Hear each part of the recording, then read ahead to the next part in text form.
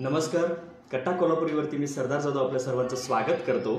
उद्या भारतरत्न डॉक्टर बाबासाहेब आंबेडकर यांचा महापरिनिर्वाण दिन आहे आणि याचं औचित्य साधून याच्या पूर्वसंध्येला म्हणा हवं तर आज आपल्या कट्ट्यावरती एक वेगळी चर्चा होणार आहे आणि यासाठी आज आपल्या कट्ट्यावरती जे आलेले आहेत बाबासाहेबांचे एक अनुयायी, त्यांच्या साहित्याचे अभ्यासक आणि महाराष्ट्रभर म्हणजे भारतभर ज्यांची संविधानावरती शेकडो व्याख्यानं झालेली आहेत आणि अजून होत आहेत असे राजवैभव शोभा रामचंद्र आज आपल्या कट्ट्यावरती आले आहेत. तुमचं स्वागत आहे राजू. आणि आजचा जो विषय आहे तो म्हणजे बाबासाहेब कुठे शोधाल आणि कुठे सापडतील. हा मुद्दा जरासा वेगळा आहे जो आम्ही डिस्कशन नंतर एक काढला होता की रेग्युलर अभ्यासामध्ये प्रत्येकाचे बाबासाहेब असतात, परंतु एक वेगळ्या अँगलनं आज बाबासाहेबांचं एक वेगळं अँगल आपल्याला पाहायचं आहे, त्यासाठी हा विषय घेतला आहे. त्याच्या आधी मी राजवैभवबद्दल थोडक्यात सांगेन की राज हे इलेक्ट्रिकल इंजिनियर आहेत आणि मुंबई महू ही संविधान जागर यात्रा जी केली तीही त्यांनी केलेली आहे. भारतभर खूप सारे व्याख्यानं देत आहेत संविधानावरती. त्यांचं पुस्तक आहे भगतसिंगांच्यावरती, इन्कलाब जिंदाबाद हे पुस्तकही प्रकाशित आहे आणि काही पुस्तकांचंही त्यांनी स्वतः प्रकाशन करण्यासाठी पुढाकार घेतलेला आहे. युवा कार्यकारिणीचा पुरस्कार आहे, युवा विवेक साथीचा पुरस्कार त्यांना मिळालेला आहे. संविधान सन्मान युवा हा पुरस्कारही राजांना मिळालेला आहे. पुन्हा एकदा तुमचं कट्ट्यावरती स्वागत आहे. नमस्कार. मुळात आपला जो विषय आहे त्याकडे मी नंतर जाईन. त्याच्या आधीच जी सगळ्यांना एक उत्सुकता असते, 6 डिसेंबर असलं की सर्वजण मुंबई चैत्यभूमीला आपल्या दादरला सर्वजण लाखोचा जनसागर लोटत असतो, सगळीकडे लोक जातात. सध्याच्या या काळामुळं अवस्थेमुळं असेल, पॅन्डेमिक या काळामध्ये लोकांना जाण्यासाठी आता थोडे रिस्ट्रिक्शन्स आहेत किंवा जाऊ शकणार नाही आहेत. तर या परिस्थितीबद्दल आम्हाला तुमच्याकडून थोडक्यात ऐकायचं. पहिल्यांदा डॉक्टर बाबासाहेब आंबेडकर समग्र मानवमुक्तीच्या लढाईसाठी ज्यांनी आपलं आयुष्य खर्ची घातलं अशा बाबासाहेबांना महापरिनिर्वाणानिमित्तानं मी मनपूर्वक अभिवादन करतो. तुम्ही पहिला प्रश्न जो विचारलात की 6 डिसेंबरला सगळी लोक मुंबईला जात असतात, तिथं अभिवादन करत असतात, लाखो लोकांचा समुदाय तिथं जमत असतो आणि यावर्षी ते शक्य नाही आहे. तुम्ही जर विचार केलात तर बाबासाहेबांची जयंती एप्रिलमध्ये झाली तर ती आणि मार्चपासून हे चालू होता, लॉकडाऊन चालू होता. तर त्यावेळेला सुद्धा त्या जयंतीला काही बंधनं आणण्याचं काम या आंबेडकरवादी समुदायानं स्वतःच केलं. आणि त्याच पद्धतीनं आपल्या सगळ्या भारतामध्ये जर विचार केला तर आंबेडकरवादी समुदाय जो आहे तो एका जातीचा नाही आहे, तो एका धर्माचा नाही आहे. आंबेडकर एका जातीचा हाच महत्वाचा मुद्दा आहे की आंबेडकर एका जातीचे नाही आहेत.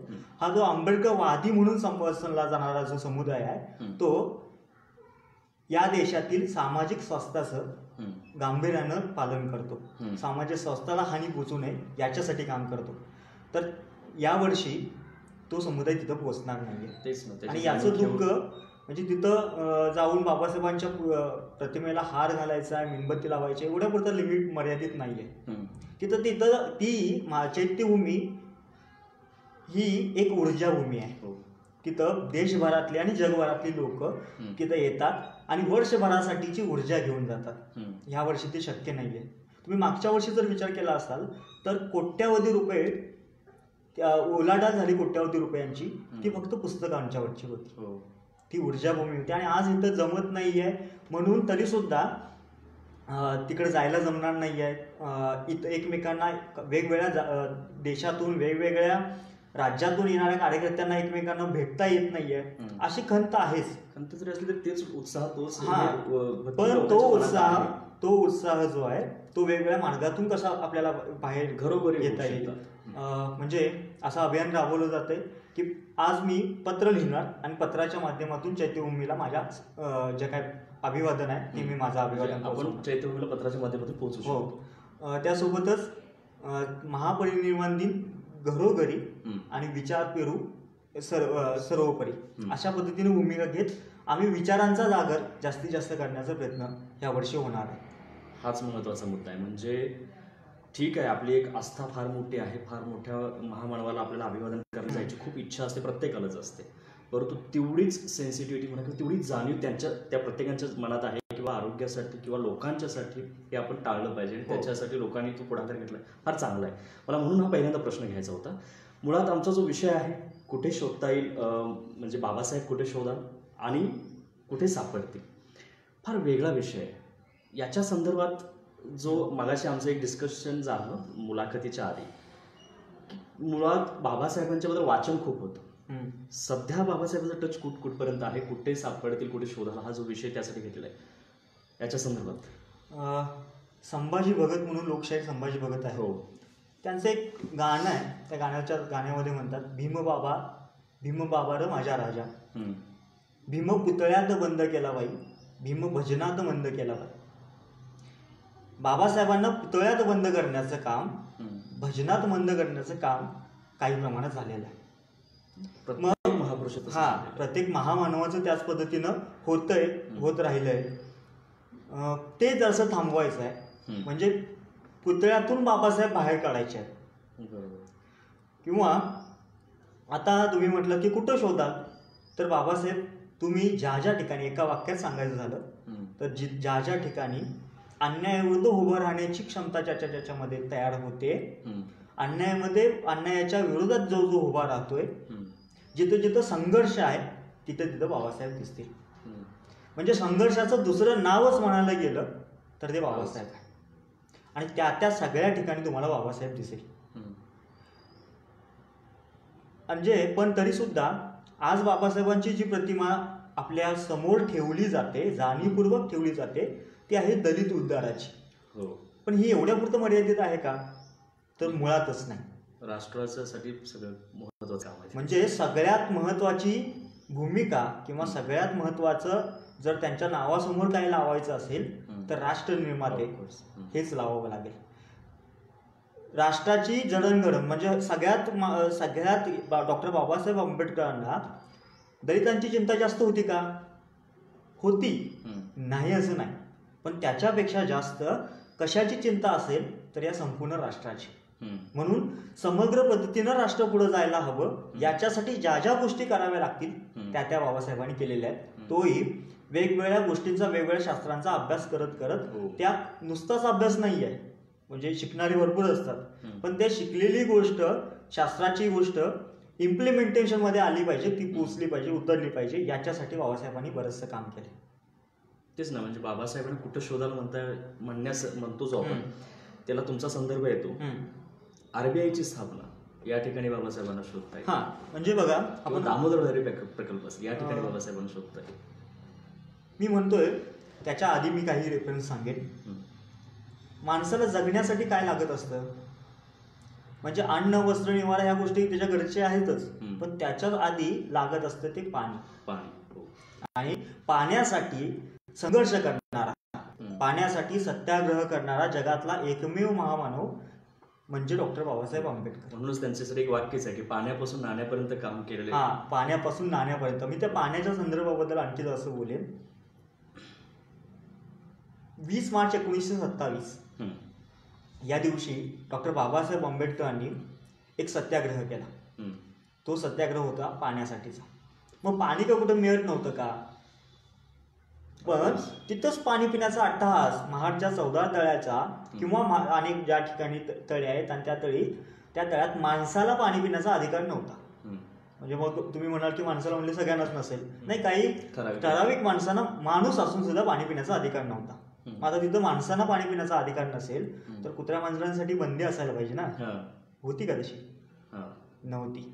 म्हणजे माणसासारख्या माणसाला पाणी पिण्याचा अधिकार नाही, पण कुत्र्या मांजरांना पाणी प्यायला चालत होतं. ही माणुसकीच्या विरोधातली गोष्ट आहे, मानवतेच्या विरोधातली गोष्ट आहे. म्हणून बाबासाहेबांनी तिथं सत्याग्रह केला, महाडचा 14 तळ्याचा सत्याग्रह 20 मार्च 1927. आणि त्यावेळेला सोबत असणारी माणसं कोण आहेत तर सुरबानांना टिपणीस, चित्रे, त्याच्यासोबतच अधिकारी, अशी काही माणसं होती. आता तुम्ही म्हणाल की ही सर्व आडनावं तर वेगळी दिसत आहेत, वेगळी वाटत आहेत. म्हणजे ज्यांच्या पूर्वजांनी त्या पाण्यावर बंदी घातली होती त्यांचेच वंशज पुढचे हे बाबासाहेबांच्या सोबत होते बंदी उठवण्यासाठी. हा समग्रतेचा लढा आहे, मानवमुक्तीसाठीचा. तो लढा बाबासाहेब लढत होते. म्हणजे मी पाण्यासाठीचं एक उदाहरण दिलं. मग आता रोजच्या जगण्यामध्ये माझा बाबासाहेब कुठं शोधावा, तर मी ज्या वेळेला पाण्याचा घोट घेत असेल त्यावेळेला समजायचं की मी या पाण्यामध्ये बाबासाहेब आहे. तुम्ही दुसरा उदाहरण दिलं ते म्हणजे रिझर्व्ह बँकेचं. रोजच्या चलनामध्ये, रोजच्या वापरामध्ये, रोजच्या जगण्यामध्ये आम्ही आमचा एकमेकांचं देवाणघेवाणसाठी पैसा वापरतो. त्या पैशावर असणारं ती पैसा कुठल्याही बँकेला तयार करण्याचे अधिकार आहेत का? नाही, फक्त RBIला, रिझर्व्ह बँक ऑफ इंडियाला आहे. ती रिझर्व्ह बँकेची स्थापना डॉक्टर बाबासाहेब आंबेडकरांच्या प्रॉब्लेम ऑफ द रुपी नावाच्या ग्रंथापासून संदर्भ घेत झाली.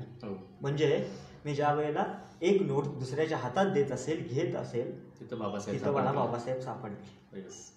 याच्या पुढे जाऊन मला एक आणखी गोष्ट सांगायची आहे. तुम्ही रोजच्या घरामध्ये कुठेही प्रकाशासाठी काय वापरताय?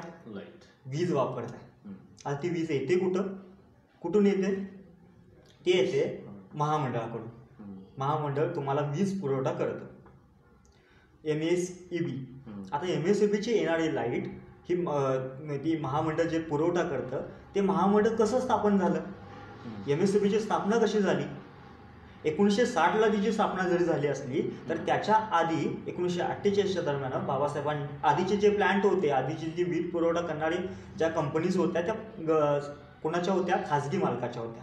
पण सार्वजनिकरित्या समाजाच्या मालकीची म्हणून अशी कंपनी नव्हती, समाजाच्या मालकीची म्हणून महामंडळ नव्हतं. त्याची स्थापना करण्याचं काम सुद्धा बाबासाहेबांनी केले. म्हणजे साध्या शब्दात सांगायचं झालं, अंधार पडलाय, मला प्रकाशासाठी बटन दाबायचं आहे, ते बटन दाबताना माझ्या लक्षात आलं पाहिजे की बाबासाहेब तिथं आहे. अशा लहान लहान गोष्टीमध्ये मला बाबासाहेब दिसले पाहिजे.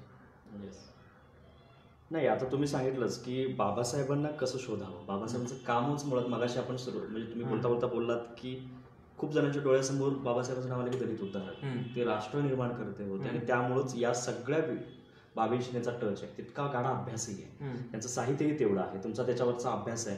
यामुळेच मी विचारेन की खूप साऱ्या गोष्टी अशा होत्या बाबासाहेबांच्या लेखनातल्या की ज्याचा संदर्भ आज आपल्या लोकांच्यापर्यंत गेला तर लोकांना कळेल की खरंच बाबासाहेब हे फक्त एका ठराविक वर्गासाठी किंवा एक वेळासाठी काम करत नव्हते, तर त्यांचं काम आता याच्यातून तर थोडक्यात कळालं की अर्थतज्ञ तर होतेच, त्यामुळेच RBI सारख्या गोष्टीला म्हणजे एवढं मोठं प्रॉब्लेम ऑफ द रुपी पुस्तक लिहून त्याचा एक रेफरन्स त्यांना देता आला, दामोदर भारती प्रकल्प असेल किंवा इतर अशा काही गोष्टी आहेत की ज्याच्यामुळे लोकांना कळेल की हां या ठिकाणी बाबासाहेब ज्यावेळेला व्हाईसरायचं मंत्रिमंडळ होतं त्यावेळेला तिथे जलसंपदा मंत्री होते. दोन गोष्टी यातल्या 1942 वर्ष ज्या वेळेला सगळ्यात महत्त्वाचं भारताच्या विकासासाठी लागणाऱ्या गोष्टींमध्ये काय गरजेचं आहे, मी जसं मगाशी म्हटलो की वीज मंडळाची स्थापना, तसंच तो वीज पुरवठा झाला पाहिजे. आणि वीज पुरवठा झाला की औद्योगिक गोष्टींना चालना मिळू शकते. म्हणून पण ती सुद्धा वीज पुरवठा कुठल्या माध्यमातून व्हायला पाहिजे, तर ते झालं पाहिजे हायड्रो इलेक्ट्रिक पॉवर प्लॅन्ट म्हणून, म्हणजे जलविद्युत. आणि जलविद्युत प्रकल्पाची निर्मिती करण्यामध्ये बाबासाहेबांचा सुद्धा खूप मोठा वाटा आहे. म्हणजे तुम्ही मगाशी म्हटला दामोदर व्हॅली, भाकरा नांगल प्रकल्प, या प्रकल्पांच्या रचना करण्यामध्ये बाबासाहेबांचा मोठा योगदान आहे. यासोबतच तुम्ही बऱ्याच म्हटलात की आणखी कुठल्या गोष्टींसाठी कुठं बाबासाहेब दिसत आहेत. तुम्हाला आधी पण माहित असेल की कामगार आपल्या देशाचा कणा आहे आणि तो संपूर्ण जगाचाच कणा आहे. म्हणजे अण्णाभाऊ साठे ज्या पद्धतीनं म्हणतात की ही पृथ्वी शेषनागाच्या मस्तकावर तरलेली नसून कष्टकरी आणि कामगारांच्या तळ हातावर तरलेली आहे. ते कामगार आधी किती तास काम करायचे? ते कामगार करायचे 14 तास, 16 तास, 18 तास काम करायचे. आणि कामाचं मूळ त्याला त्याप्रमाणे मिळत होतंच का याची खात्री नव्हती. पण आजच्या माझ्या कामगार बांधवाला समजलं पाहिजे, हे त्याला त्याच्यापर्यंत पोहोचलं पाहिजे की माझे 12 तासाचं काम, माझं 14 तासाचं काम 8 तासावर घेऊन येणं आणि त्या कामाला योग्य ते दाम मिळणं, याच्यासाठी बाबासाहेब म्हणजे बाबासाहेबांनी काय केलं, 14 तासाचं काम 12 तासाचं काम 8 तासावर आणलं. 8 तास त्याला काम मिळालं पाहिजे आणि त्या कामाचं दाम सुद्धा हे कुणीही कशी पिळवणूक न करता योग्य समान कामाला समान दाम या पद्धतीने मिळाला पाहिजे. ही जी गोष्ट आहे कामगारांच्या बाबतीतली, किंवा आता कामगारांना पीएफ नावाचा एक हे मिळतो दर महिन्याचा, काही त्याची कटिंग होऊन वर्षाकाठी त्याच्याकडे तो पीएफ मिळत असतो. तो पीएफ मिळावा याच्यासाठी बाबासाहेबांनी काम केलं. म्हणजे कामगारांपर्यंत आमच्या हे समज पोहोचवलं पाहिजे की बाबा तुझं 8 तास तू काम करायला पाहिजे, त्याचं दाम तुला मिळायला पाहिजे, याच्यासाठी बाबासाहेबांनी काम केले. तुझ्यासाठी पीएफ पाहिजे, तो पीएफ सुद्धा बाबासाहेबांचं देण आहे. आता बोनस नावाचा एक प्रकार आहे जो कुठे कधी मिळतो, दिवाळीला मिळतो. तो दिवाळीला मिळणारा बोनस सुद्धा बाबासाहेबांनी त्यावेळेची मागणी करून तो मंजूर करण्यामध्ये त्यांचा मोठाचा वाटा आहे, हातभार लावला आणि बोनसची संकल्पना पण मांडली. आणि तो दर महिन्याचा, दर वर्षाचा, म्हणजे कुठल्याही क्षेत्रातला, कॉर्पोरेट क्षेत्रातला असेल, खाजगी खाजगी कारखान्यामध्ये काम करणारा कामगार असेल, या सगळ्यांना जो बोनस नावाचा प्रकार दर दिवाळीला मिळत असतो तो मिळवण्याचं काम बाबासाहेबांनी केलेलं आहे. हे म्हणजे बाबासाहेब नुसतेच ते आता आपण म्हणतो ना नाहीये, तर त्या सगळ्या प्रकारच्या गोष्टींच्या मध्ये बाबासाहेब आपल्याला दिसून येतील. बरोबर. शेतकरी आंदोलन आता सध्या चालू आहे आपल्या दिल्लीमध्ये. आता मला आणखी या कामगारांच्या मुद्द्यांच्या बद्दल आणखी एक बोलायचं आहे. आता 8 तासाच्या बद्दल मी बोललो, 8 तासाचं काम.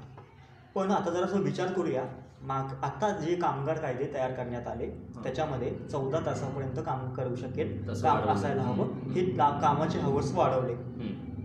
म्हणजे विचार करा, आपण त्या बाबासाहेबांच्या विचारांच्या पुढं जातोय की मागं जातोय, जरा ह्याच्यावर विचार करण्याची गरज आहे. आणि यावर जोपर्यंत कामगारांना समजणार नाही की मला 8 तास कामाचं 14 तास केले जातात, कोणतरी करतंय, शासन करतंय, तर तो बाबासाहेबांचा विचार मागं खेचण्यासारखा आहे. आणि तो जर मला पुढे घेऊन जायचा असेल तर कामगारांना पण समजलं पाहिजे. याच्यावरती असा वेगळा प्रश्न असेल की मग हे योग्य आहे की अयोग्य आहे, ही चर्चा मग वेगळीच आहे. मुळात उद्याच्या महापरिनिर्वाण दिनाच्या पूर्वसंध्येला म्हणून आपण बाबासाहेबांचा वेगळा एक अँगल लोकांच्या समोर मांडण्यासाठी चर्चा आहे. त्यामुळे मी या प्रश्नाकडे नाही जाणार, परंतु असंही लोकांना प्रश्न पडतील की मध्ये योग्य आहे की अयोग्य आहे. शेतकरीचे नवीन बदलणारे जे कायदे काळानुसार बदल व्हायलाच पाहिजे. पूर्वीचे त्या काळात परिस्थितीनुसार त्यांनी काही गोष्टी कलमं आणलीत किंवा कायदे आणलेत तर ते आत्ता लागू होतील असं नाही, तो बदल होत असतो, परंतु तो गरजेचा आहे की नाही ही एक फारच वेगळी चर्चा आहे. सगळ्यात महत्वाची गोष्ट, डॉक्टर बाबासाहेब आंबेडकर आणि त्यांच्यासोबत असणारे जेवढे संविधानकर्ते होते त्या सगळ्यांनी, आम्ही काहीतरी कोपऱ्यात बसून एखादा काही ग्रंथ लिहितोय आणि तो असा काळ्या दगडावरच्या पांढऱ्या रेषेसारखा लिहितोय असं आणि आणून देतोय तुमच्याकडं, आणि तुम्ही इथनं पुढं जोपर्यंत ही पृथ्वी आहे, जोपर्यंत भारत आहे, तोपर्यंत तेच वापरायचं, असं काही लिहिलंय का? तेच धर्मग्रंथासारखं तेच पूजायचं असं काही नाहीये. धर्मग्रंथ वेगळे आहेत आणि बाबासाहेबांनी आणि त्यांच्या सोबत असणाऱ्या संविधानकर्त्यांनी लिहिलेलं संविधान वेगळं आहे. हे वेगळं कसं आहे?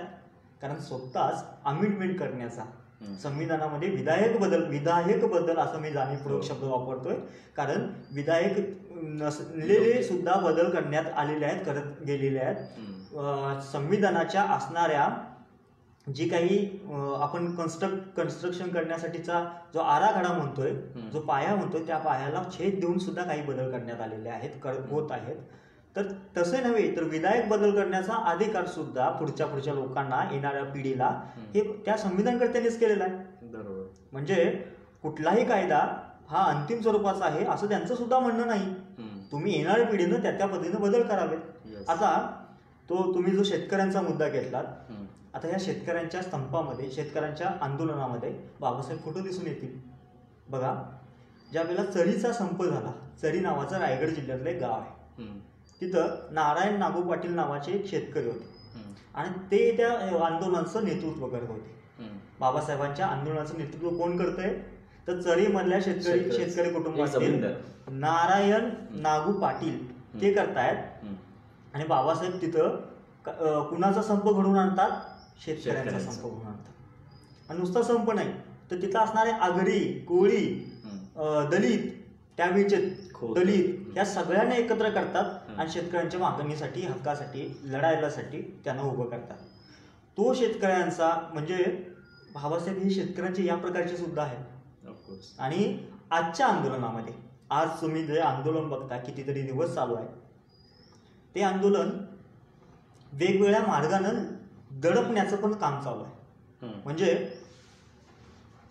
हरियाणामधून, पंजाबमधून निघालेले दिल्लीसाठी आमच्या मागण्या तुमच्या समोर ठेवण्यासाठी निघालेले शेतकरी बांधव हे सगळे निघालेत रस्त्याने आणि आमच्या शेतकऱ्यांच्याच पैशातून उभा झालेला रोड तोडण्याचं, रोडमध्ये खड्डे निर्माण करण्याचं काम यंत्रणा करते. म्हणजे कोण पैसे कुणाचे? ते रस्ते बनवण्यासाठी लोकांचे. मागण्या कोण मागतंय? लोक. लोक मागतायत. ते लोकांच्या पैशातून तयार झालेले रस्ते यंत्रणा खोदून काढते. आता ज्यावेळेला ते भरावे लागतील, त्यावेळेला रस्ते तयार करावे लागतील, तर त्यावेळेला कुणाचे पैसे वापरले जाणार आहेत? लोकांचेच. म्हणजे ही यंत्रणा या प्रकारे लोकांच्यावर दबाव आणण्याचे काम करायला लागले. आणि त्या आंदोलनामध्ये आपण जर व्हिडिओज बघितले असतील, त्याचा काही ह्याचे फुटेज बघितले असतील, तर पाणी मांडलं गेलंय.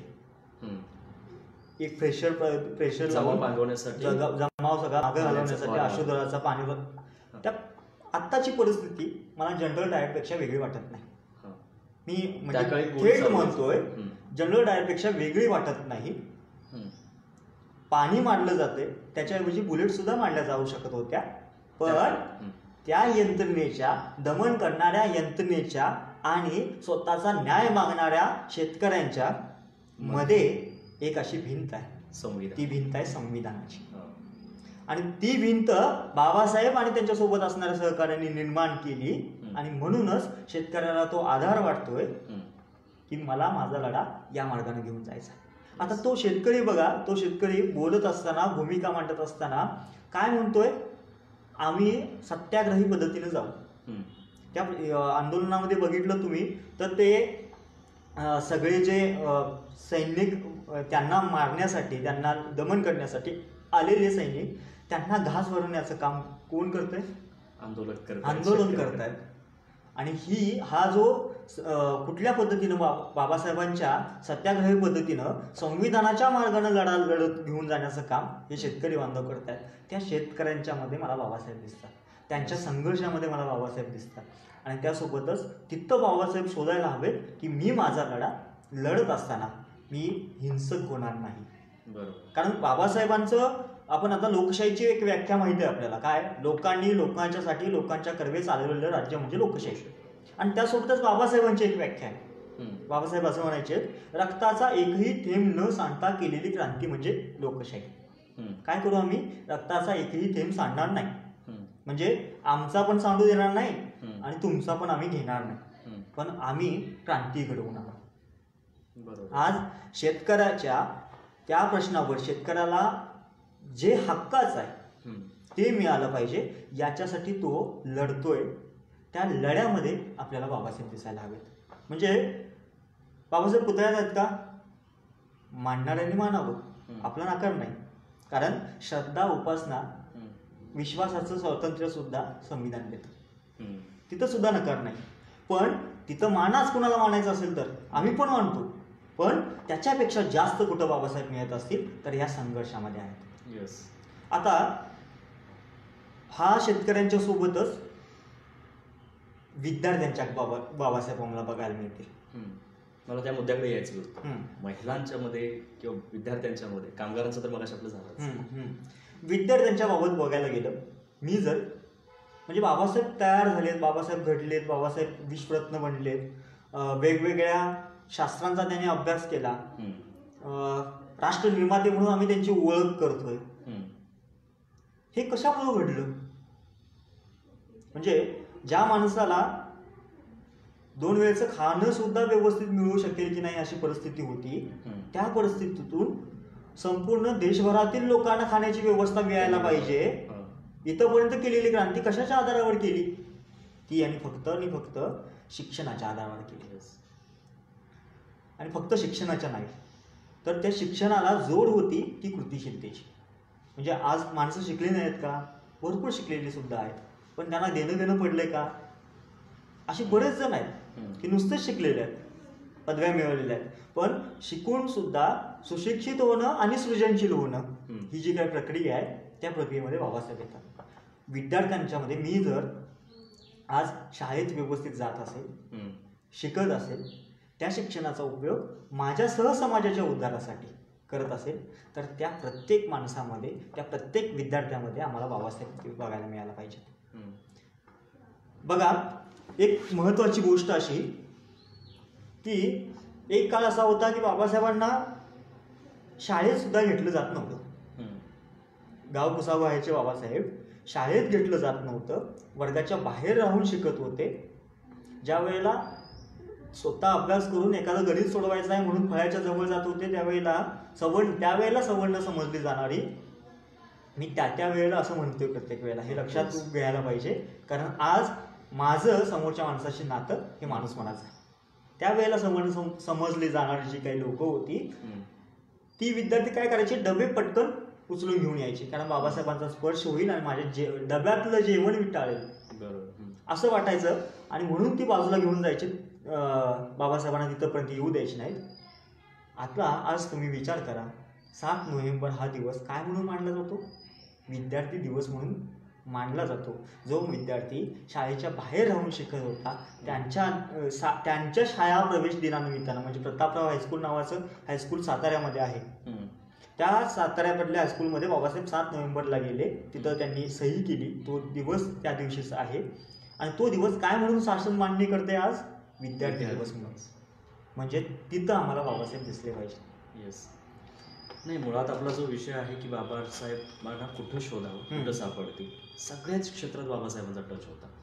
म्हणजे बाबासाहेबांना वाचल्यानंतरच कळेल. म्हणजे प्रत्येक महामानव आपले असेच आहेत. ठीक आहे, राजकारणासाठी खूप ठिकाणी प्रत्येकाने वेगवेगळं करून घेतलं आणि ते लोकांच्या मनात भरवलं, परंतु जर अभ्यास केला तर ही सगळे राष्ट्रासाठी पहिल्यांदा होते आणि तेवढं मोठं काम आहे.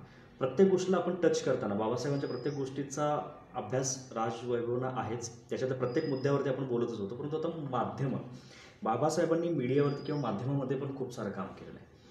आत्ताच्या माध्यमांची जी अवस्था आहे, आता सध्याचं तुम्ही आंदोलनाचं बघितलं तर त्याचं कव्हरेज किंवा इतर गोष्टी ज्या पद्धतीने दाखवतात किंवा याच्या आधीच्या गोष्टी, ज्या पद्धतीच्या माध्यमांची अपेक्षा बाबासाहेबांची होती आणि त्याच्यावरती त्यांचं स्वतःचं कामही आहे, तर त्याबद्दल बाबासाहेबांनी पहिल्यांदा बहिष्कृत भारत यासोबतच जनता आणि मूकनायक अशी 3 पत्र चालवली.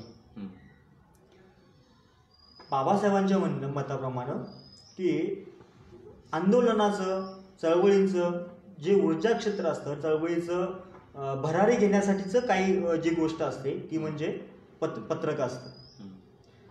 सत्य मांडत राहणं म्हणजे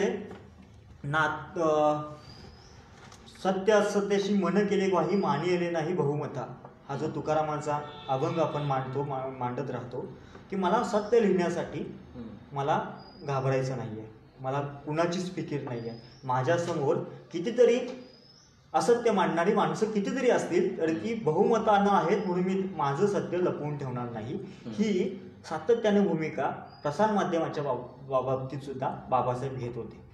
त्यांच्या मूकनायक नावाच्या एका मासिकामध्ये, पाक्षिकामध्ये सुरुवात होती. त्या मूकनायकचे जेवढे अंक निघले त्या अंकावर तुकारामाच्या अभंगाची सुरुवात होती. आणि नाताळच्या माती हानू काठी असं म्हणायचं. किंवा आम्ही एक वेळ कासेचे लंगुटे देऊ पण नाताळ जो आहे त्याला आम्ही हाणू, अशा पद्धतीनं प्रहार करण्याचा, विषमतेवर प्रहार करण्याचा, असत्यावर प्रहार करण्याचं काम पत्रकारिता बाबासाहेबांची करत होती. आणि आज नेमकं काय होतंय पत्रकारितेच्या बाबतीमध्ये, नेमकं काय होतंय, आजची पत्रकारिता ही ओरडण्यामध्ये मोठ्या मोठ्या, म्हणजे आता हे ओरडणं हा एकदा शब्द जरी काढला तरी लगेच डोळ्यासमोर बरीचशी नावं येऊन जातील, चेहरे येऊन जातील.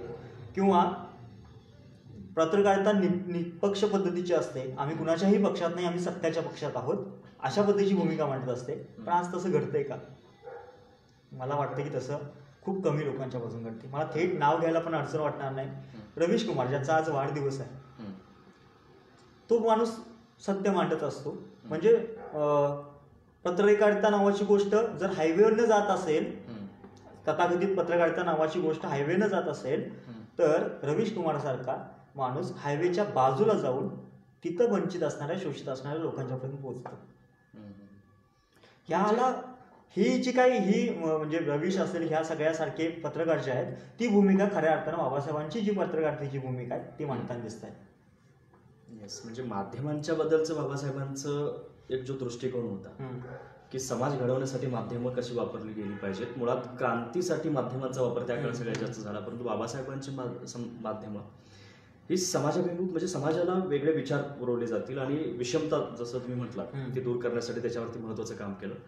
सध्या आहेत म्हणजे तसे खूप सारे माध्यमं आहेत, काही माध्यमं व्यावसायिक झालेले आहेत, तो त्यांचा भाग आहे. लोकांनी सगळ्यात महत्त्वाचं तिथं जागरूक होणं सगळ्यात गरजेची गोष्ट आहे. याच्यावरती एक मुद्दा मला सांगायचा आहे, असा विचार असं वाटतं की बाबासाहेबांनी जसं राजकारण्यांच्या बद्दल काही मुद्दे मांडले तसे सामान्य लोकांनी सगळ्यात जास्त जागरूक व्हावं, त्याच्यावरती सगळ्यात जास्त लक्ष ठेवलं की बाबांनो वरती राज्यकर्ते आहेत, यांना प्रत्येक वेगवेगळी रिस्ट्रिक्शन्स आणून समाज व्यवस्थित घडत नाही, तर तुम्ही तेवढे अभ्यासू बनायला पाहिजे. तुमच्यापर्यंत जर ते नॉलेज असेल तर तुम्ही त्यांना वरती आणू शकता किंवा तुम्ही त्यांना ट्रॅकवरती आणून आपला राष्ट्र घडवू शकता. बघा, सगळ्यात महत्त्वाची गोष्ट की म्हणजे डॉक्टर बाबासाहेब आंबेडकरांचं सगळ्यात महत्त्वाचं काम कुठलं असेल तर भारताचं संविधान तयार करणं. पण या संविधानानं या माणसातील देशातील माणसाला नेमकं काय दिलं, काय केलं? मी साधं उदाहरण देतो. हा मोबाईल मी काय म्हणतोय माझा आहे. हा माझा कधी म्हणतो? याचा मालक कोण आहे? मी आहे. म्हणून मी काय म्हणतो हा मोबाईल माझा आहे. म्हणजे माझा आहे म्हणून त्याच्यावर आपली काय असते? मालकी असते. मालकी वस्तूंच्यावर असते, माणसावर किंवा व्यक्तीवर नाही. हा एक महत्त्वाचा मुद्दा आहे यातला.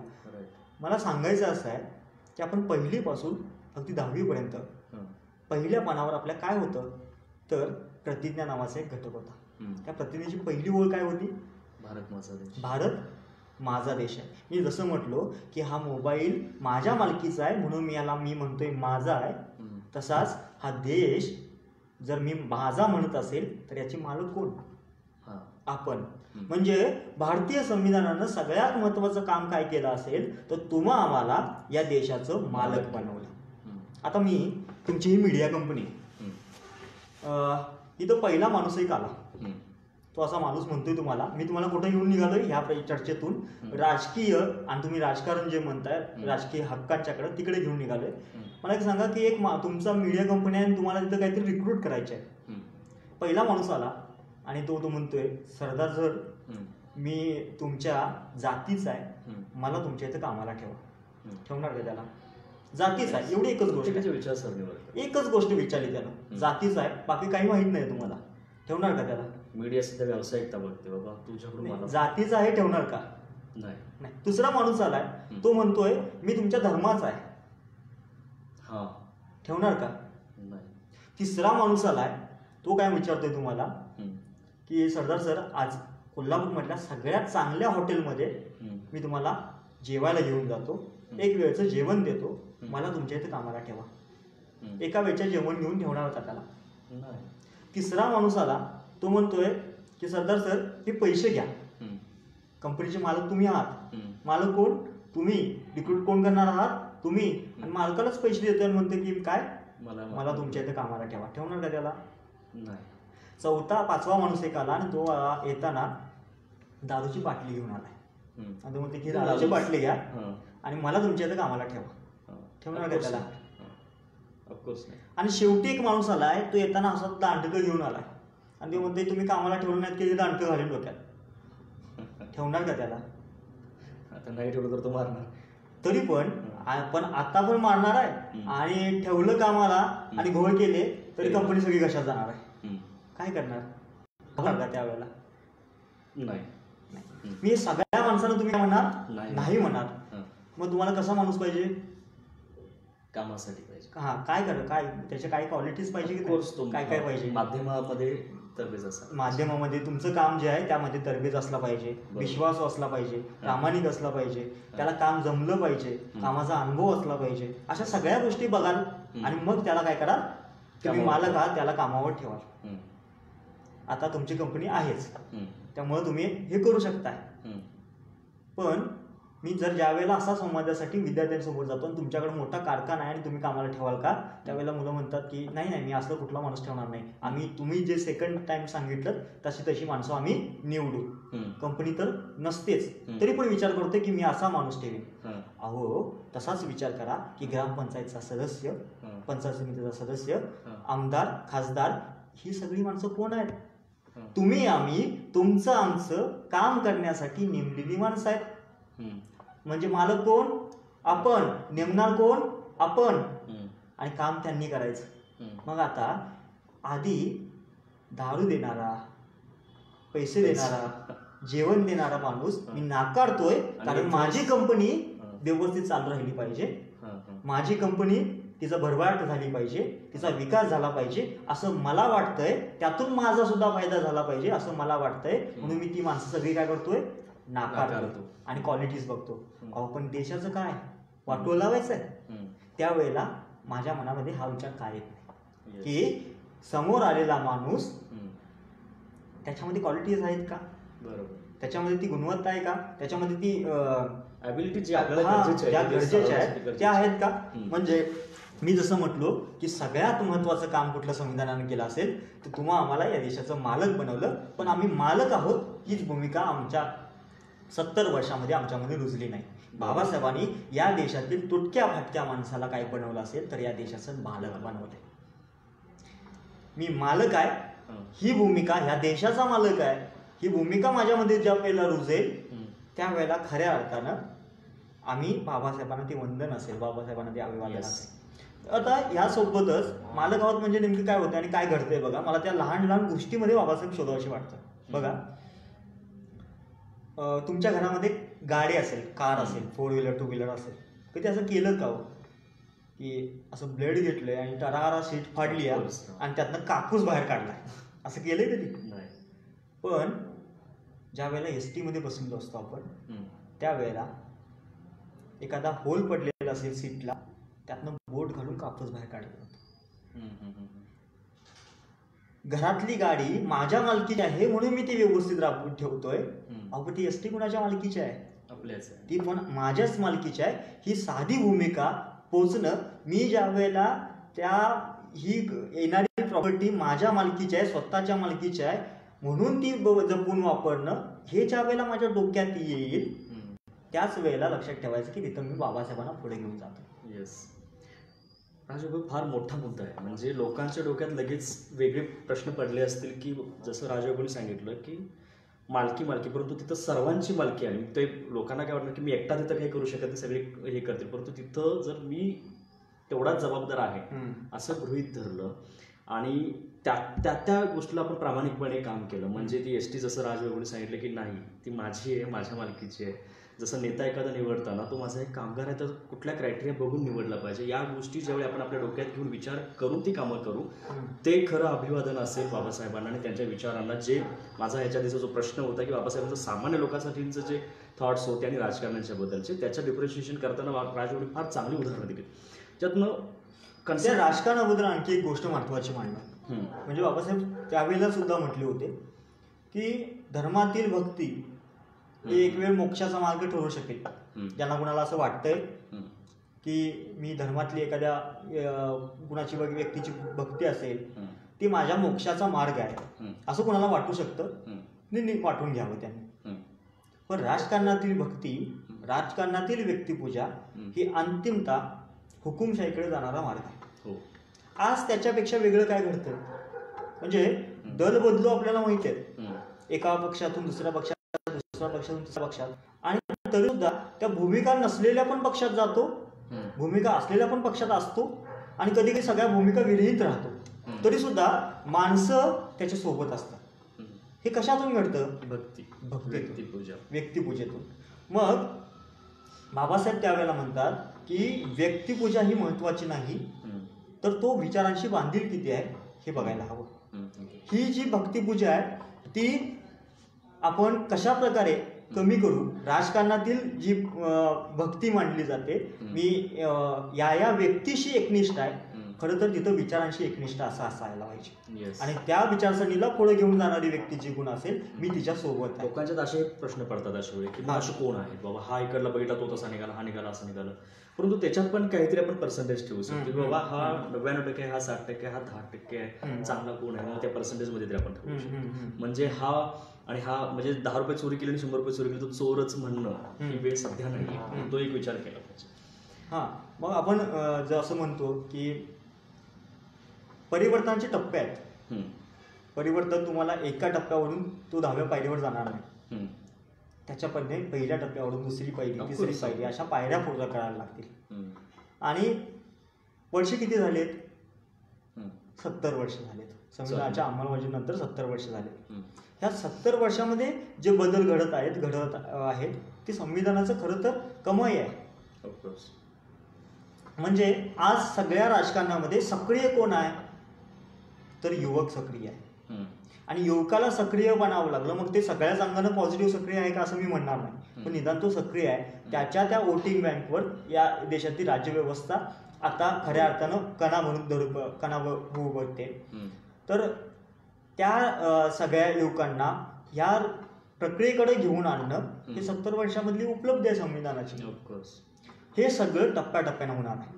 हे राजकारणामधलं बाबासाहेब जसं म्हणतात की तुमच्या मताची किंमत मीठ मिरची एवढी क्षुल्लक मानू नका. तुम्ही स्वतःचं मत म्हणजे तुम्ही स्वतः आहात. बरोबर. आणि त्याची किंमत तुम्ही या देशाची सत्ता पलटवू शकताय, तुम्हाला हवी ते आणू शकताय आणि सगळे अधिकार तुम्हाला दिलेले आहेत. मग आता तुम्ही असं म्हणाल की आम्हाला दिलेला खासदार आम्हाला दिलेला आमदार व्यवस्थित काम करत नाही, तर मग याचा दोष त्या आमदार खासदाराला देण्यापेक्षा याचा दोष आपण पुढच्या वेळी स्वतःला देऊया की हे कुणामुळे घडलंय, हे माझ्यामुळे घडलंय आणि ह्याच्यासाठी मला बदलायची गरज आहे. माझी त्यावेळीची निवड चुकली. म्हणजे हे सगळं कुणाच्या हातात दिलं असेल तर हे सगळं आपल्या सर्वांच्या हातात दिलंय. संविधानाने बाबासाहेबांनी दिलेले फार मोठे अधिकार आहेत. ते मुळात महापरिनिर्वाण दिनाच्या औचित्य साधून जे आपण ही याची चर्चा घेतली, बाबासाहेबांच्या बद्दल बोलायचं झालं तर ऑफकोर्स किती मोठा विषय आहे आणि त्याचे एपिसोड्स घ्यावे लागतात. ते पण थोडक्यात समजावून घेण्यासाठी, कारण त्यांचा अभ्यास आणि त्यांचा टच जो आहे मागापासून आम्ही थोडक्यात घेतला. म्हणजे जसं अर्थशास्त्राला असेल, जे पाणी प्रश्नावरती असेल, शेतकऱ्यांच्या प्रश्नावरती, महिलांच्यासाठी असेल, हिंदू कोड आणि स्त्रियांच्या बद्दलचा आपला एक मुद्दा तो मला वाटतं आता आपण वेळेअभावी फार तो घ्यायलाच नको, कारण थोडक्यात म्हणजे आज जर नोकरी करणारी स्त्री असेल, म्हणजे आता मी सरळ मला असं वाटतं की हे पुस्तकी बोलण्यापेक्षा माझ्या गावावरचं माझ्या बांधावरचं बोलायला हवं. तिथं बांधावर बाबासाहेब घेऊन जायला हवा. आता तुम्ही तुमचं गाव दाहोडमध्ये महिलेला आणि पुरुषाला शेतामध्ये राबण्यासाठी किती रुपये दिले जातो? फरक असतो. म्हणजे महिलेला असतात कमी असतात 100 असतात तर पुरुषाला 200 असतात. आज शाळेत शिकवणारी, बँकेत काम करणारी महिलेला आणि तिथंच त्याच्यासोबत जॉईन झालेल्या शिक्षकाला वेगवेगळा पगार आहे का? नाही. हे समता कशी आणली? समान कामाला समान दाम मिळालं पाहिजे ही बाबासाहेबांची भूमिका तिथं लागू होते. त्या काम करणाऱ्या महिलेला समजायला हवं की मला बांधावर 50 रुपये 100 रुपये मिळणार होते आणि पुरुषाला 200 रुपये मिळणार होते, इथं मला समान दिलं गेलंय, ही बाबासाहेबांची देण आहे. बाबासाहेब तिथं शोधायला हवे. कृतज्ञता हा काळजाचा सुगंध असतो असं पाहता म्हणतात. आणि ती कृतज्ञता आम्ही व्यक्त करतोय की नाही करतोय, हे या देशातील समग्र जात समूहाच्या, समग्र धर्माच्या सगळ्या माणसांनी लक्षात घ्यायला हवं की मी याबद्दल कृतज्ञ या महामानवाला आहे की नाही. याच्या आधी जर तुम्ही नसाल तर या महापरिनिर्वाण निमित्तानं तुम्ही ती कृतज्ञ राहण्याचा प्रयत्न करायला. बाबासाहेबांचं सगळं. आणि दुसरी गोष्ट त्याच्यासोबतच प्रेग्नन्सीसाठी जर तुम्हाला लीव्ह देण्याचं काम बाबासाहेबांनी केलं. ह्या सगळ्या गोष्टींच्या मध्ये तुम्हाला बाबासाहेब दिसून येतील. आता आपण शेवटाकडे जात असताना बाबासाहेबांची सगळ्यात जास्त महत्वाची उपलब्धी कुठली असेल तर आपण म्हटलं भारतीय संविधान.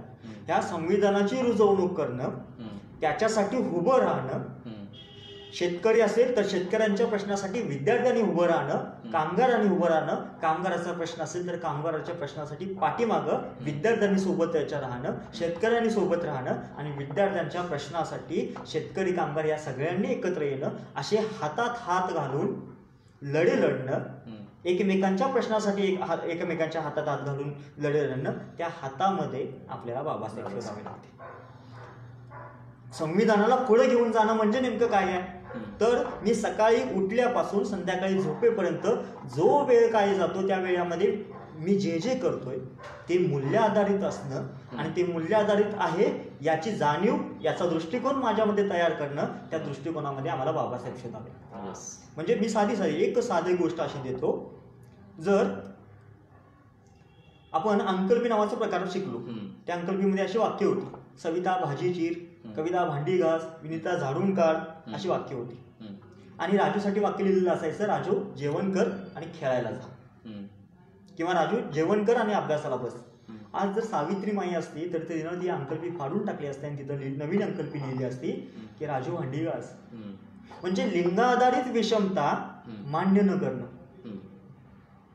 हे बाबासाहेबांना पुढे घेऊन जाणं आहे. म्हणजे आज घराघरामध्ये किचनमध्ये जिथं समता आणायची असेल, समता प्रस्थापित करायची आहे, त्या समतेमध्ये मला बाबासाहेब दिसायला हवेत. त्या लहान लहान गोष्टींमध्ये बाबासाहेबांना पुढे घेऊन जाणं गरजेचं आहे. तिथं संविधानाला पुढे घेऊन जाणं म्हणजेच ह्या बाबासाहेबांच्या कामाची सगळ्या उपलब्धी. लिंगाधारित जी विषमता आहे, म्हणजे बघा की आपण देशभरामध्ये कुठंही काही हो, मग ते धार्मिक तेढ तयार करून धार्मिक हिंसा हो, जाती हिंसा हो, या वेळेला उभं राहणारा एक घटक कायम रस्त्यावर असणारा, आणि तो रस्त्यावर फक्त जात धर्म कुणाचीही जात धर्म बघता अन्यायाच्या बाजूने उभं राहणारा एक घटक आहे, तो म्हणजे या देशातील आंबेडकरवादी समुदाय, जो पटकन रस्त्यावर उभा राहतो, येतो रस्त्यावर, रिॲक्ट होतो त्याच्यावर. पण मला त्याच्या पुढचं जरासं जायचं आहे. जातीच्या धर्माच्या मुद्द्यावर, धर्माच्या विषमतेवर, अन्यायावर उभं राहणारा घटक, उभं राहणारा तरुण, ह्या आंबेडकरवादी तरुण इतर देशामध्ये आहे. पण ज्या वेळेला तो घरात जातो त्यावेळेला लिंगाधारित विषमतेचं काय, बरोबर, ही लिंगाधारित विषमता सुद्धा नाकारणं आणि ती समतेच्या पुढे बाजूला घेऊन जाणं तितकंच महत्वाचं आहे जेवढं जाती विषमता नाकार. ही गोष्ट मला ज्या वेळेला समजेल तिथं मला बाबासाहेब शोधावे लागतील. म्हणजे मी माझ्या घरातली भांडी न घाबरता आणि त्याचं कौतुक न करता, दोन्ही गोष्टी, म्हणजे न लाजता, न घाबरता, किंवा त्याचा वेगळेपणा वाटतोय मी तर माझं कौतुक करून घेतोय असं कौतुक सुद्धा न वाटता मी जे काम करत असेल तर त्या कामामध्ये बाबासाहेब आहे. अशा समग्र पद्धतीमध्ये आपल्याला बाबासाहेब शोधावे लागतील आणि फक्त शोधून नव्हे तर ते पोचवावे लागतील. आणि जिथं जिथं म्हणजे या सगळ्या म्हणजे ह्या जो परीघ आहे तो असा परीघ कवेत मावणारा नाही आहे. हो, फार प्रगल्भ आणि फार मोठा असा हा विषय आहे. आणि खरंच म्हणजे जितकं तुम्ही सांगितलेलं आहे आणि ज्या सोप्या भाषेत सांगितलेलं राजू, की लोकांना ते ऑफकोर्स समजलं असेल, डोळ्यासमोर उभं राहिलं असेल की हा ठीक आहे, जाती व्यवस्था आणि इतर विषमतेबद्दल तुम्ही बोललात की हे सहसा लोक आम्ही नाही पाळत, हे पाळत नाही, परंतु डोक्यामध्ये असणारी जी लिंग आधारित विषमता आहे ती नकळतपणे राहिलेली आहे, याची जाणीव आता लोकांना झाली असेल. आता तुमच्या पेजचं नाव कट्टा कोल्हापुरी आहे आणि कोल्हापूरचा संदर्भ बाबासाहेबांचा खूप जिव्हाळ्याचा होता. म्हणजे शाहू आणि बाबासाहेब हे जे नातं जे आहे ते नातं फक्त समाजाच्या संदर्भातलं होतं असं नाही, त्यांचं घरगुती नातं असल्यासारखं होतं. म्हणजे बाबासाहेब तिकडे मॅट्रिक पास होतात, बाबासाहेब शाहू महाराज शोधत बाबासाहेबांना तिथं जातात आणि त्यांची मिरवणूक काढतात. किती हा जिव्हाळ्याचा भाग आहे. किंवा बाबासाहेब कोल्हापूरला आल्यानंतर शाहूंच्या भेटीला जातात, शाहूंच्या संदर्भात समाज क्रांतीचं स्वतःसोबत समाज क्रांतीच्या परिवर्तनासाठी भूमिका घेतात. ही किती महत्वाची बाब आहे. म्हणजे शाहू महाराजांचा आरक्षणाचा विचार बाबासाहेब संविधानात घेऊन जातात. शाहू महाराजांचा सक्तीचं शिक्षण नावाची गोष्ट बाबासाहेब संविधानात इम्प्लिमेंट करतात. हे नातं जिव्हाळ्याचं सुद्धा होतं त्यांच्या ह्याच्याबद्दलचं. बघा 1957ची जी निवडणूक होती, 1957ला निवडणूक होणार होती खासदारकीची. बाबासाहेबांची अशी इच्छा होती की मला खासदार बनायचं आहे, पण ते कुठलं खासदार बनायचं आहे, कोल्हापूरचा खासदार बनायचा आहे. म्हणजे खूप महत्वाचा संदर्भ आहे हा, की बाबासाहेबांना कोल्हापूरचा खासदार बनायचं होतं. आणि त्यासाठी त्यावेळेला अशी एक गोष्ट होती की ज्या खासदारकी ज्या भागातली करायचं तिथं तुम्ही रहिवाशी असणं गरजेचं होतं. म्हणून राजाराम महाराजांना बाबासाहेबांनी पत्र लिहून मला कोल्हापूरचं रहिवाशीपद हवं आहे, याच्यासाठी पन्हाळ्यामध्ये बाबासाहेबांना जागा देऊ गेली. आणि पन्हाळ्यामध्ये आजही बाबासाहेबांच्या नावानं ती जागा आहे. तुम्ही पन्हाळगडाच्या समोरच्या बाजूला, म्हणजे आता आम्हाला हे ऐतिहासिक वारसे आमचे पुढे घेऊन यायला लागतील. आम्ही पन्हाळ्याला गेलो की आम्ही सांगतो की इथं 3 दरवाजे आहे, तिथं कुणाचा तरी बंगला आहे असं सांगतो. पण त्यावेळेलाच आम्हाला हे सांगायला पाहिजे की शाहू आणि राजचं नातेसंबंध कसे होते, शाहू आणि जिव्हाळ्याचे संबंध कसे होते, याच्यासाठी ही जागा आहे ना समोरची, पन्हाळ्याच्या समोरची, ती बाबासाहेबांची आहे, जी छत्रपतींनी दिली, छत्रपतींच्या वारसांनी म्हणजे राजाराम महाराजांनी देऊ केली होती. बाबासाहेबांना खासदार व्हायचं होतं कोल्हापूरचं, आणि त्यांचा इच्छा तशी होती. पण कदाचित आपल्या कोल्हापूरकरांचं तसं हे नसावं की बाबासाहेब 56ला गेले आणि 57ची ती नंतर निवडणूक झाली. एक महत्त्वाचा वारसा, एक महत्त्वाचा संदर्भ तो खूप महत्त्वाचा आहे.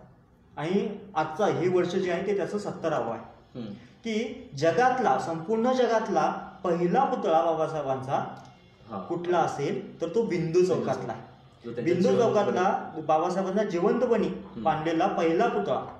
त्या पुतळा बांधण्यासाठीचे माधवराव बागल जे सत्यशोधकी विचारांचे होते, शाहूराजांचे सत्यशोधकी विचार पुढे घेऊन जाण्याचं त्या माधवराव बागलांनी केलं. त्यांनी त्या पुतळा बांधायचं काम केलं. माधवराव बागल हे मराठा समाजाचे होते. बघा हे कसे नातेसंबंध आहेत की हे कसे विचारांची, सत्यशोधकी विचारांची लढा पुढे घेऊन झालाय. तो कोल्हापूर आहे. कोल्हापूर त्याचं बीज आहे. आणि कोल्हापूरनं संपूर्ण जगाला काय दिलेला आहे, एक प्रेरणेचा विचार दिला आहे. तो विचारांची बीज कोल्हापुरात असतात, ते उगवतात आणि संपूर्ण जग त्याला घेऊन जातं. बाबासाहेबांचं जगभरामध्ये आता भरपूर पुतळे आहेत. पहिला पुतळा जिवंतपणी बाबासाहेबांचा जो, त्याची तारीख मी सांगतो, 9 डिसेंबर 1950. आता येणारा 9 डिसेंबर आहे ना, तो त्याला 70 वर्ष पूर्ण वर्ष. खूप महत्वाची बाब आहे. याच्याबद्दलचे मी आम्ही संदर्भासाठी सांगतो की बाबासाहेब पुतळा बनवत असताना ज्यावेळेला बाळसुधार होते त्यावेळेला त्या पुतळा बनवण्याचे फोटोग्राफ्स तयार केलेले आहेत. आणि ते फोटोग्राफ्स तुम्हाला मिळू शकतील शाहीर राजू राऊतांच्या. हे संदर्भ बाहेर काढायला हवेत, कारण हा वारसा आहे आमचा सगळ्यांचा. अभिमानाची उलट गोष्ट आहे. अभिमानाची गोष्ट आहे. संपूर्ण कोल्हापूरकरांसाठी अभिमानाची गोष्ट आहे. बाबासाहेबांनी स्वतः तो पुतळा बघितला. ज्या वेळेला ते 52च्या दरम्यान कोल्हापूरमधील राजाराम कॉलेजच्या गॅदरिंगला आले, त्यावेळेला त्यांनी तो पुतळा स्वतः बघितला.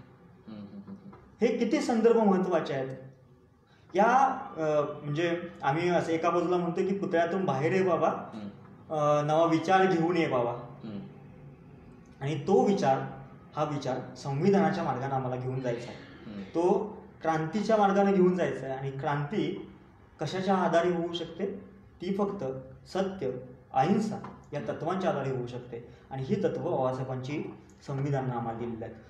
स्वतः बाबासाहेब 25 नोव्हेंबर 1949च्या भाषणामध्ये ते म्हणतात की आपण एक काळ असा येऊन गेला की ज्या वेळेला आम्हाला क्रांती करण्यासाठी, स्वतःचं स्वातंत्र्य मिळवण्यासाठी क्रांतिकारी मार्गांचा वापर करावा लागला. पण आज आपल्या हातामध्ये संविधान आहे, आपण त्या लोकशाही मार्गाने मिळवू शकतो. हे खरी उपलब्धी म्हणजे ही सगळ्या संविधानाच्या लोकांच्या हातात सगळं देण्याचं काम बाबासाहेबांनी केलं. त्या सगळ्या सत्ता केंद्रामध्ये, लोकांच्या हातातल्या हातात असणाऱ्या सत्ता केंद्रामध्ये आम्हाला बाबासाहेब शोधावे लागतील. बाबासाहेब समजून घ्यावा लागेल, उमजून घ्यावा लागेल आणि तो पोचवावा लागेल. येस, खरंच म्हणजे जशी आपली चर्चा मगाशी मी म्हटलं की हे ठराविक एवढ्या मुद्द्यावरती बाबासाहेबांना समजावून घेणं फार अवघड गोष्ट आहे. इतके प्रगल्भ आहेत आणि राजवैभवांचा अभ्यास एवढा त्याच्यावरचा आहे की ते थांबू शकत नाहीत. इतकी मांडणी त्यांची आहे आणि त्यांची व्याख्यानं देत असल्यामुळं त्यांची मांडणी जी आहे ती लगेच लोकांना समजेल अशा प्रकारचे खूप सारे मुद्दे आहेत. अजूनही आहे प्रश्न जसे माझ्या मनात आहे, दर्शकांच्या मनातही असतील, जे खरंच त्याच्याबद्दलचं एक्सप्लेनेशन पाहिजे. परंतु आपण वेळही अभावी आज इथं थांबतो. फक्त एक शेवटचा मुद्दा मांडायचा आहे मला, तो म्हणजे असा की स्वातंत्र्य लढा जो झाला आपला, त्याला बायपास करून आपल्याला आजच्या घटीकडे बघता येणार नाही. त्यावेळेला त्या सगळ्या लोकांनी स्वातंत्र्य निर्माण करावं याच्यासाठी महत्वाचं काम केलं. पण स्वातंत्र्याचं सुराज्य होण्यासाठी, लोकांच्या हातात देण्यासाठी, स्वातंत्र्य मिळालं असतं मुठभर लोकांच्या हातात ते मिळालं असतं, पण समग्र भारतीयांच्या हातात मिळण्यासाठी, सुराज्य होण्यासाठी जे काम केलं ते बाबासाहेबांनी केलं. आणि त्याची जाणीव आज आम्हाला कायम असायला हवी. मी जो मगाशी मुद्दा मांडला की कृतज्ञता हा काळजाचा सुगंध आहे आणि त्याच्यासाठी कृतज्ञ राहणं हे आपल्या उद्याच्या महापरिनिर्वाण दिनानिमित्तानं आपण करूया. त्या महामानवाच्या बाबतीत कृतज्ञ राहाव्यात. मी मगाच्यापासून बघत असाल की शब्दांच्या बाबतीमध्ये सुद्धा मी महामानव असा शब्द वापरते, महापुरुष असा वापरत नाही. कारण पुरुष ज्या वेळेला आपण शब्द वापरू त्यावेळेला एकाच निम्म्या भागावर आपण अन्याय करू. म्हणून महामानव म्हणजे आमच्या चालण्यामध्ये, आमच्या बोलण्यामध्ये, आमच्या वागण्यामध्ये मूल्याधारित राहणं म्हणजे बाबासाहेब. नाही, आणि हेच खरं अभिवादन असेल की त्यांच्याबद्दलच्या विचारांची कृतज्ञता आणि त्यांनी दिलेली शिकवण आपल्या मनामध्ये उतरवण्यासाठी तो अभ्यास करणं. जसं त्यांनी मगाशी सांगितलं की आपणच मालक आहोत आणि मालक बनवण्यासाठी त्यांनी जे कष्ट घेतले आहेत संविधान लिहून आणि इतर गोष्टींच्यावरती, आणि त्याची जाणीव आपल्याला असणं हेच खरं अभिवादन असेल. आणि त्यासाठी खरंच मी सर्वांनाच आव्हान करेन की वाचन ही फार मोठी गोष्ट आहे.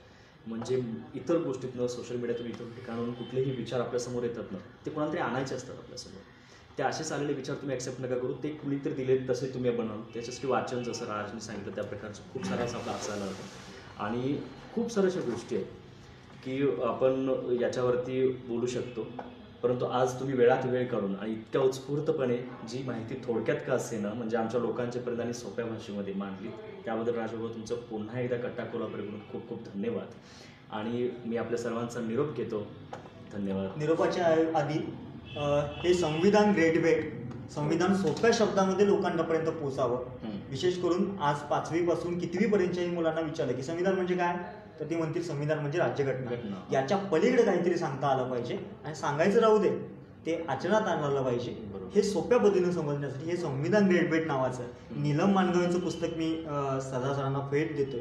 त्यांनी ते वाचावं. तुम्ही सुद्धा हे पुस्तक मागवू शकता. सरांशी कॉन्टॅक्ट केला तर हे मिळू शकतं तुम्हाला. चला, संविधानाला समजून घेणं, आचरणात आणणं हे खरं बाबासाहेबांना अभिवादन असेल. यस, खरंच पुन्हा एकदा धन्यवाद. धन्यवाद. थँक्यू.